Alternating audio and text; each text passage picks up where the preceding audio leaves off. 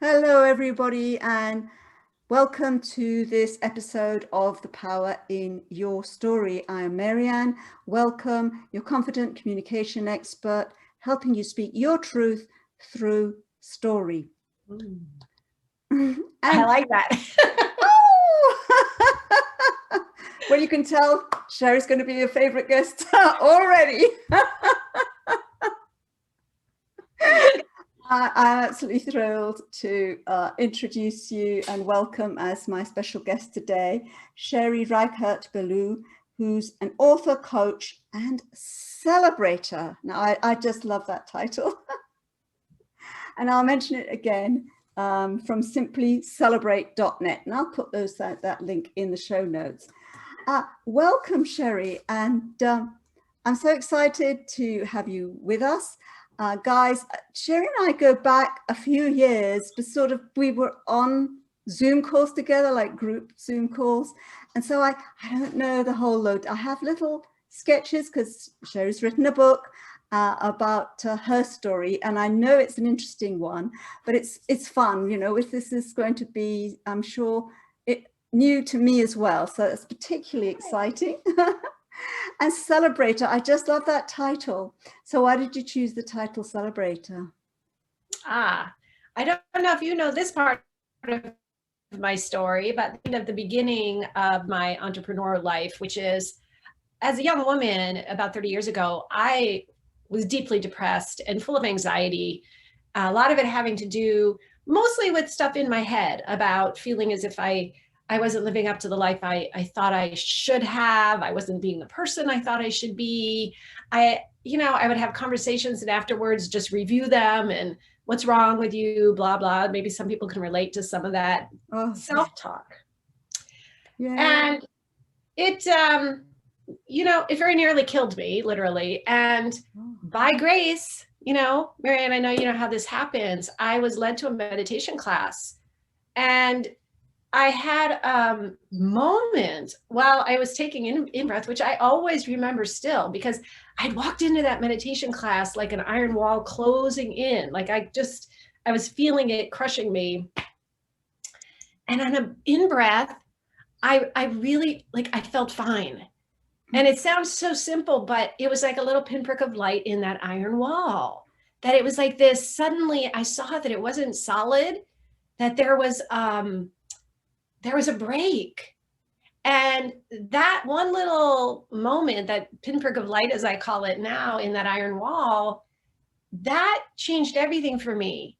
And I started, at first it was simply looking for moments where I didn't want to kill myself, basically. I would literally say to myself, hold my cat, and I'd say, okay, I'm fine. I'm fine in this moment. And slowly over years of practicing, I started, of course, I was meditating and practicing mindfulness and yoga and other things came into my life. And it turned from, I don't want to kill myself, to this is a moment of well-being, to moments of celebration. And that's a long-winded answer to your question. Oh, no, a long-winded the better. It's your story. I love it. And that's wonderful. So you started to reframe it into moments of celebration. Right, because what happened along that way is that I went from sort of looking around for those pinpricks of light for where they were landing on me, to realizing that I could create them, which is where the celebration part comes in, to then, which I think is the real heart of my story and the heart of my life, is to realizing there are a lot of people who are in the dark and need a little pinprick of light to boost them.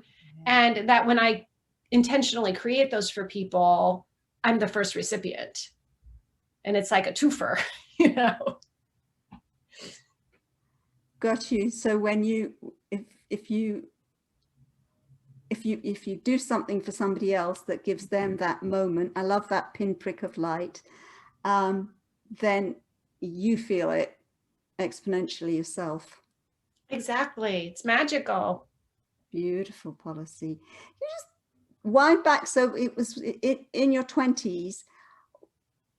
Just out of curiosity, what do you think? And I think all of us can relate to telling ourselves off, the self-talk. I mean, I mean, those are the inner stories. And I work also with the inner stories because they are so powerful and we don't always know where they're coming from. But, you know, we can so easily be our worst critic, totally worst critic.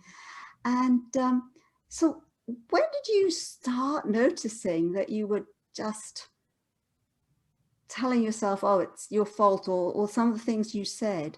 Was that in your early 20s? Much earlier than that, actually.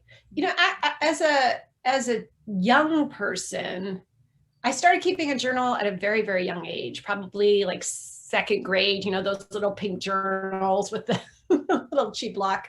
And when I look back now, I didn't know at the time, but, you know, keeping a journal is such a great tool for mindfulness because you know, what you choose to write is very telling. And I don't remember what I wrote even as a very young person, but certainly by the time I was a teenager, I was well aware that even though on the outside, like if you asked most people, they would say, oh, Sherry's so bubbly, she's so happy. But internally, there was this constant voice. And I was very aware of it even as a teenager, that you know, and I started going to therapy when I was in college to start to work with those voices. So it started young. Sometimes I say to people, I feel like I came in with it. You know, I just feel like I do. Like I don't know. Even as a very young child, I felt the weight of that iron wall. I couldn't have given it words, but I think even as a young child, I felt it. Did you have siblings? Or do you have siblings? I do. I have an older brother and an older sister. And were you different in that way? Were you more sensitive or? Absolutely. Yeah, they're 4 and 3 years older than me, so they were always in sort of a separate. They were always a pair with their friends and their life, and yeah, I was the one in the family who carried the emotions, and I think who really felt them. Yeah. Yeah. I think that's a pretty common story too, right? That there are certain people, empath is a word that a lot of people use, right? So when and you know, I used to even refer to that like, I feel like a sponge, you know, like I would take in whatever was not being said even, or the feelings people would have. Yes, yes. And that's hard even for a little kid. And so even if you could easily pick up on somebody's anger, their anguish, their sadness, and it starts to become too much. And at some point it started to turn inwards. That's exactly the very astute Marianne. Yeah, that's exactly it. It turns inward. And I think part of it is, again, all in retrospect, I didn't know this back then, but I think part of it is a bit of a sense of helplessness, that there's so much, you know, there is a lot of the 10,000 joys and 10,000 sorrows of the world. Like it's, I just didn't realize until, you know, I was led to meditation, that I could choose, you know, I could choose to do something, you know, I could choose to consciously try to bring more light where I felt like it was so hard, rather than just feeling how hard it is and feeling helpless.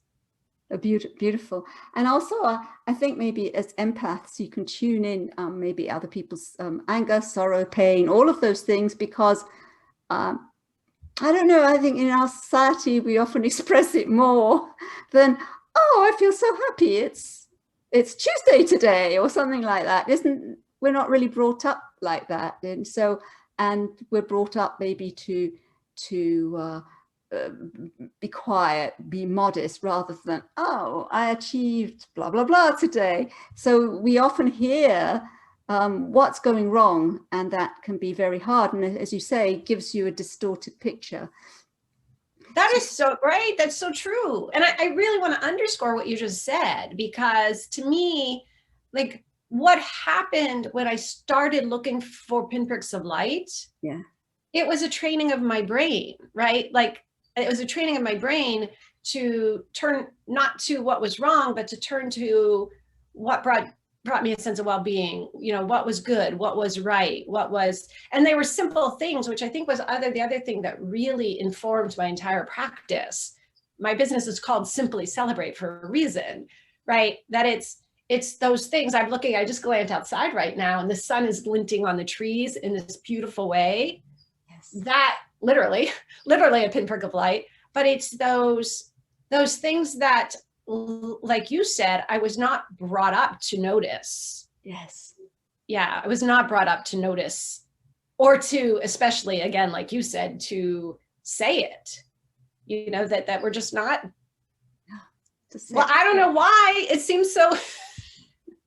It seems like such a simple thing, right? That it's like, in order to feel peaceful and happy and connected to others, we find the joy and then we connect on that. But that's, you do connect on the joy. And I was just thinking of a quote from Maya Angelou.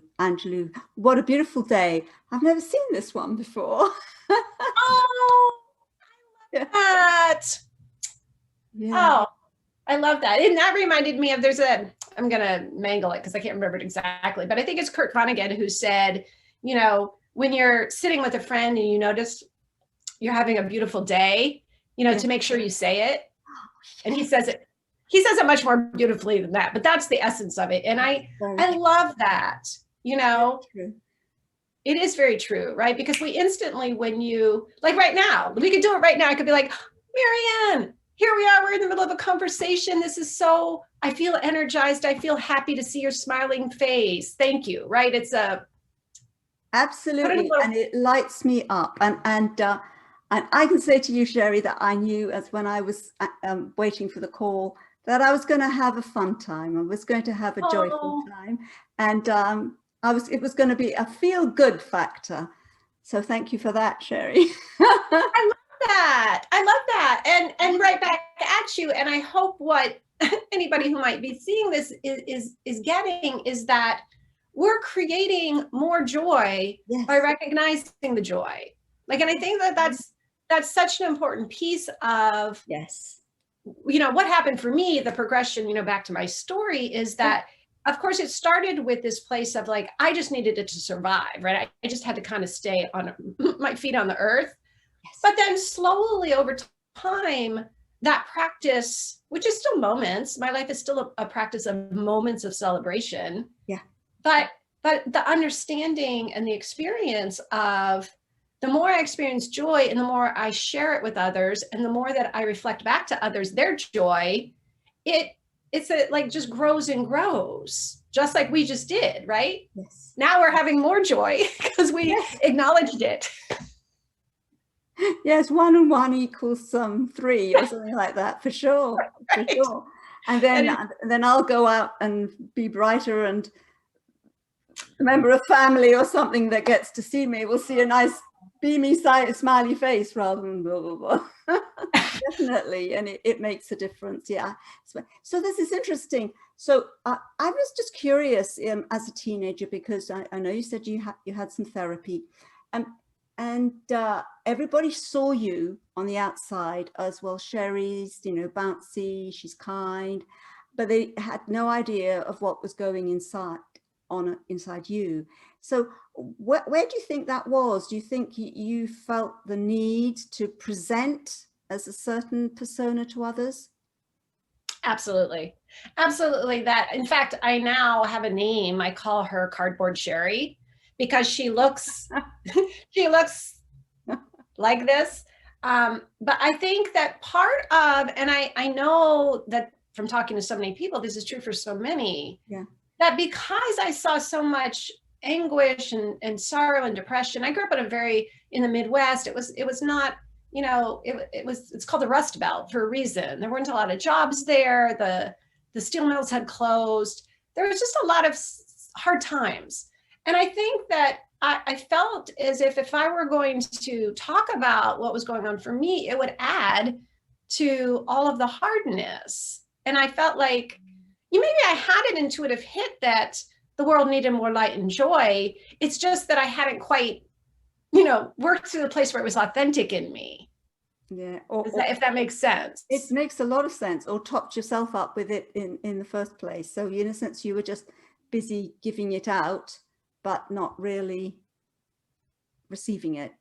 Yeah, I think that that's a really good point. Like I probably, and I thank you for this, because this is kind of something I haven't seen before, Marianne, which is that I think there was a maybe a glimmer of the work I do now, even, right? There's a glimmer of it, but it wasn't, like you just said, it wasn't coming from this filled up well that it comes from now.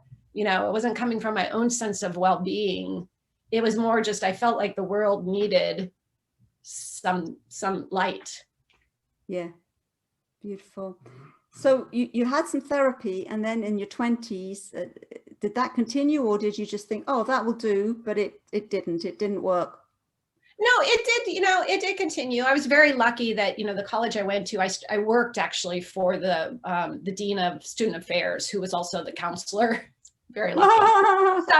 So she was sort of my first counselor, and I did a lot of counseling throughout my 20s, and I think throughout this whole period. Oh, but okay. I think, in all honesty, and I'm a big fan of therapy, but I also, the spiritual practice I found, my teacher, she focuses, her most famous book is called There's Nothing Wrong with You, which I think speaks to everything about it. Unfortunately, therapy, we were dredging up all this, and felt like I was more, in retrospect, again, sort of like living more in what was wrong. Whereas when I found my spiritual practice, yes, that whole practice is about, being present in life, in the beauty of life, and that we're all part of life. So there is nothing wrong with us. And that, that was what I really needed. I needed that focus. Beautiful, beautiful. It's in a sense a cheerleader, sort of something calm, a very calm message saying you're absolutely fine as you are. And yes, you need the reassurance. It works for some people, but for others, if we keep searching and searching into the depths, and we can get drowned if we're empaths and things like that. Okay, so it's the meditation, and you started to live your life one day at a time, I guess. One moment at a time, which is, to me, and I still I feel like that's so important. Even one day at a time can be too big. Yeah. But I always, for me, a moment was so doable, and that, again, thank you to life for bringing in, because I realize, and I every day still, if I can just, this moment with you, if I can be here with you, see your smile, feel connected, that moment will carry me to the next one. And like you said so beautifully a few minutes ago, then we carry into that next moment, yes, the light from the last one. But if I start to think, can I do this for a whole day? Can I do this for a week? Can I do this for my life? It'll take me out of the moment, and I'll yes. And the doubts come in, and as you say, even a day, a week, and certainly your whole life is a long time, and we could have conversations in our head saying, well, it depends what happens, and all of that. So start negotiating with ourselves. Yes, I think well, everybody who appreciates mindfulness and practices it appreciates that. I think it's a wonderful gift that you're practicing, because we all appreciate the value of mindfulness, but to truly, truly take one moment at a time, all the time, that does require a lot of skill and a lot of presence. So I totally admire you for that, because as speakers as well, I mean, you so need to be present, and yet quite often you can even see in people's faces they're somewhere else, which was something with me. I used to notice, oh, that person isn't quite with me while I'm talking, and I used to, that sort of thing. So yeah, it's really important. So I love what you're doing, is to help people celebrate that moment. So how is it that you do that now? This is a great question. Yeah. Well, so again, back to what we're saying, for almost everyone who comes into my world, and into this sort of practice, it simply starts there. You know, if I'm on a call with someone or it's a group of people, a group coaching program, we share, you know, sometimes I call them sparkles, sometimes I call them pinpricks of light. So always that's the basis, because when we start from that and people start to, whether it's connecting to themselves or someone else on the basis of, like, I'm going to put you on the spot right now. Like, before our conversation today, tell me about a pinprick of light that you experienced. Well, literally the sunshine. The sun is actually, and I felt sad to actually shut the blind. Oh, yes. But there's right. the sun out there, and it's here, it's afternoon, and in the UK, it's something you cannot take for granted. It's so wonderful, so wonderful. And you noticed it, right? So it sounds like you really. Oh yes, I love it. Listen to your voice. And I think, again, like, so this is what happens, like that was, I can tell, like, there was just an authentic moment of joy for you to bask in the sun.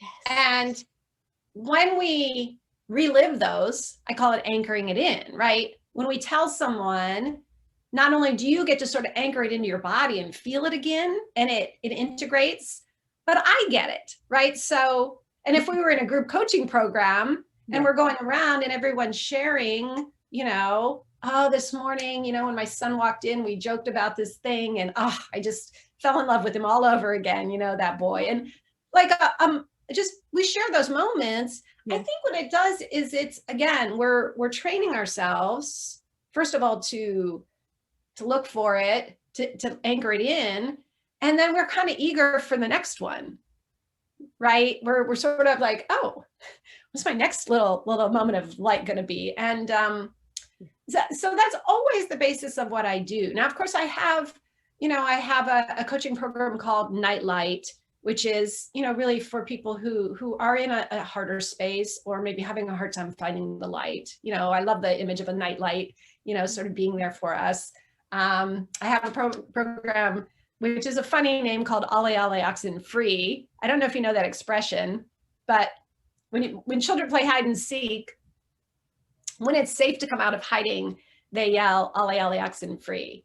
And I love that image of it being safe to come out of hiding and just to be who we are, because I think that that's a really important aspect. Very important. Beautiful point. That's so powerful. And it's so true for all of us. It's something I'm passionate about, people speaking the truth, because so often we say things because we feel other people want to hear them. We feel that that's the sort of thing that needs to be said. I mean, just think how often you might say, how are you? And I might say automatically, oh, I'm fine. And underneath is that, you know, on the other hand, I've got blah, blah, blah, blah, blah, blah. So that's lovely, being yourself without drowning the other person. That's beautiful. Oh. So do you find now that really all your past experiences, way back to that little kid and right through the cardboard Sherry and right through therapy, and then the meditation and the mindfulness, all of those experiences that, well, maybe I can just appreciate this moment, maybe that would be all right, which I just love that. It's so powerful, because you went through some really challenging times, and I think that's very powerful for people. I just want to highlight that a little bit, because we've laughed, we've joked, we've talked about previous, but you said that in your 20s there were moments that possibly you at least contemplated not continuing on this life. So that's really powerful, and it's good, especially if anybody else can relate to that, to hear that even in that dark space you were able, through that, the help of others and the meditation, to actually coax yourself out one moment at a time. So I think that's lovely. And I guess that really, all your experience is what I'm finding you with some stories, all that experience piles in and gives you a wealth of information to help your clients. Absolutely. Yeah. And thank you for underscoring that, because it is true, right? It's why I always want to tell that story, because I never want people to see me or hear the word simply celebrate and just think, oh, bubbles and balloons, which are fine. I love all of that, Yes. but that there's something so much more important Yes. to celebration. And a lot of times people ask me, because I wear hats all the time. Yes. And people ask, and it's connected to all of this, in that in the morning when I put on a hat, that is my reminder. It's my reminder that, first of all, I made a choice to stay. There was a definite decision to stay on Earth. And it's my reminder of that. And it's my reminder to look for the celebration, and to keep my eye on that. And, that's not always going to look the same. Obviously, we grieve, and there's loss, and there's disappointment. And so sometimes that celebration is just going to be simply offering some self-care and kindness to myself or someone else. That can be a celebration. Yes. That's beautiful. So really, the hats, I was going to ask you that. So thank you for telling me. They're also reminders. See Sherry without the hats. So, and they're lovely hats, and they suit you, and they just seem to suit your character. But are you saying that really you didn't wear hats regularly beforehand?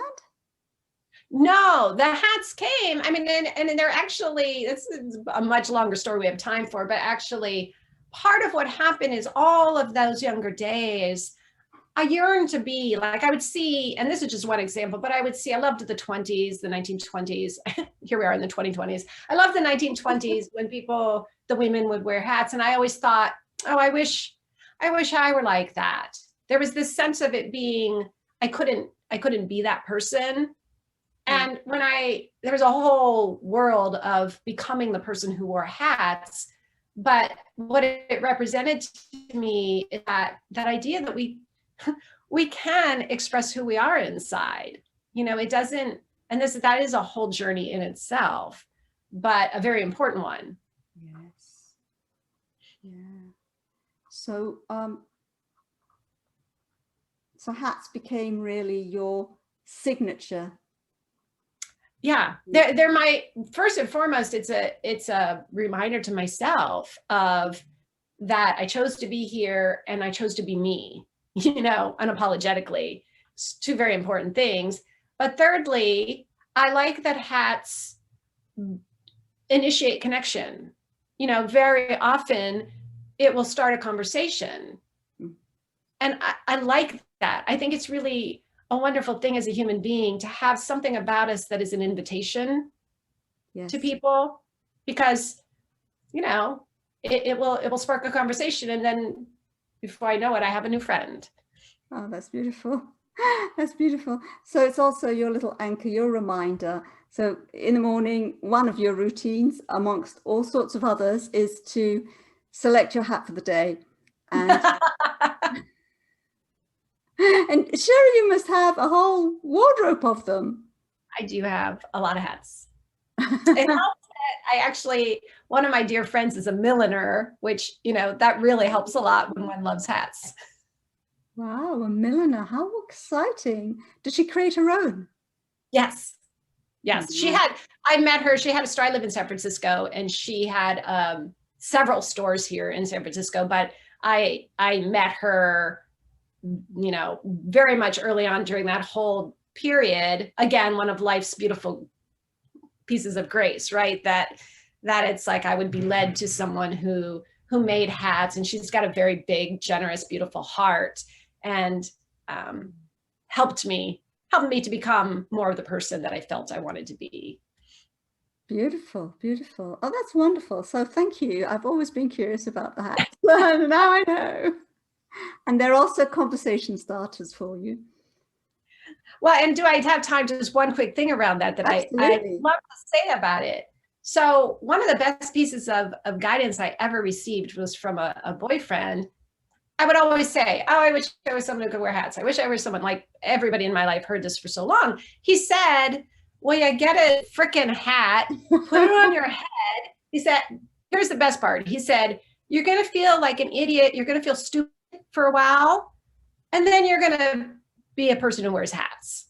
It was so, this was a guy in Jersey, like a really like tough guy. And I love that because it's the best advice to anybody who has this sort of calling, like whatever it is. Yes. I want to play the banjo, or I want to learn how to kayak, or, you Yes. know, we just need to show up and do it and let ourselves feel awkward.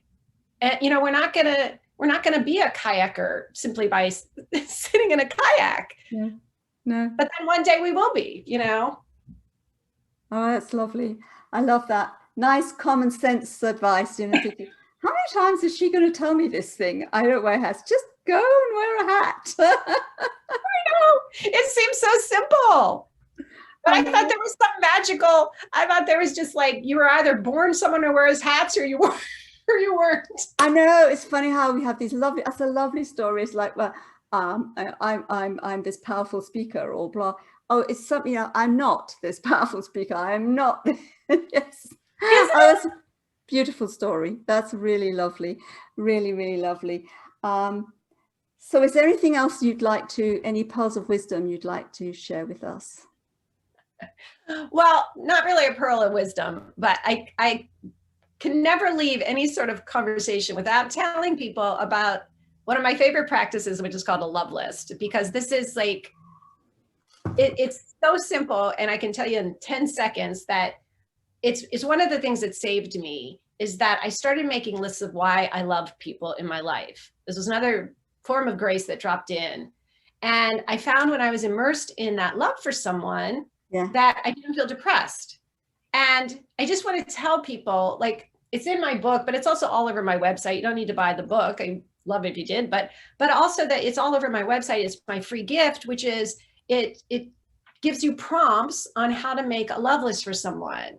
And I just encourage everyone to do this, you know, as a way of practicing. You know, what is it like to focus on all the specific reasons I love somebody and to share that with them? Beautiful. You must be, your mother must be, and very lucky to have, because I'm just thinking, I remember we talked on just before Mother's Day. She's a lucky lady to have a daughter that comes up with all these lovely love letters and all these sorts of surprises that just are different ways of expressing, I care for you, I love you, you're special. Wonderful, wonderful. Oh, thanks for bringing my mom in. She is amazing and very deserving of all the love in the world. Yeah. So. Oh, well, that's wonderful. But it's just, mums do a lot, and it's so nice for them to hear that recognition. I think that's wonderful. Oh, Sherry, that's a wonderful pearl of wisdom. It is a letter, a love letter, a letter of appreciation, all these things, that it makes a difference, and it makes a difference to how you view the world, and it helps you value, doesn't it, what you have to say. And I just love how your story, though it's very poignant and had been very, very difficult for you over quite a lot of years. We're going to emphasize that again, because Sherry's so bouncy, it's easy to forget that.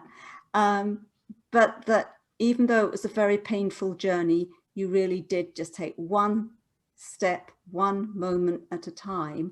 And I guess that's a practice that, and I think that you've just said, it's the practice that you continue to do, which is amazing. And also get the joy from giving great feedback to other people. So you know how I was going to say finally, but it is a huge discovery for particularly empaths, or people that are very sensitive, or people that are rather focused out of themselves, to find out how they can recharge their energy. So, and I just love that the story, which is, I'm finding, sort of trend that often very painful experiences in our past can be so helpful, if we can call them that, in actually prompting you to doing things. And sometimes when your mind is open, the doors and the paths lead you in a certain direction, and you can make use of all the difficult time you had. It gives you that extra empathy for an empath, for other people, and you keep on using that. It's just a lovely story. Guys, I hope you love this story as much as I did. I know Sherry is a wonderful personality, and I've absolutely enjoyed this conversation. Mhm. So just a reminder, her website is simply celebrate.net, and I will put the details in the show notes. And if you'd like to learn more about crafting your story, I will also put the details of a self-paced study course. I'll put a link to that I provide that helps entrepreneurs get an idea of how they can start to craft their story and get their message out in the world. There's nothing, I believe, prejudice, but I don't think there's anything more powerful than story. Nothing more powerful than story. And when we hear other people's stories, we start to understand, and we start to connect, and we start to think, especially with Sherry's story, oh, if Sherry could do it from that bottom point, that pit, maybe I can too. So thank you so much, Sherry, for letting us into some of those wonderful insights, the painful as well as the successes and the joy, because life is a mixture of all of them. And so thank you so much. It's been an absolute joy, such a pleasure to have our chat. I loved it, Marianne. Thank you for who you are. Thank you for the work that you do. And thank you for that smile radiating out at all of us. Love it. She's wonderful, isn't she? I'm a fan. I am a fan. And I will be beaming even more after this call. Thank you so much, Sherry. It was such great fun. Have a great day, guys. We'll see you in the next episode. Bye for now.